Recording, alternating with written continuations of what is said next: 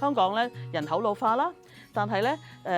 冇結婚嘅人多啦，冇仔女嘅人多啦。咁你可想而知咧，第日咧到我哋老嚟嘅時候咧嚇，咩人都係可以去爭管理啲嘢嘅喎，最近親嘅人都可能咧爭嘅喎。咁你可能根本唔想佢哋爭啦，一方面係咪？呢個持久授權書就係話咧，到你冇咗精神行為能力，昏迷咗啦，即係已經係去咗老人痴呆嘅狀態啦嚇，你都唔話都俾佢聽你想點嘅時候咧，咁樣咧你要信得過呢個人咧，根據你嘅意願，根據呢個持久授權書入邊你預先嘅指示咧嚟去實施嘅，唔自己做一個持久授權書，到真係將來有個人嘅狀況，屋企人要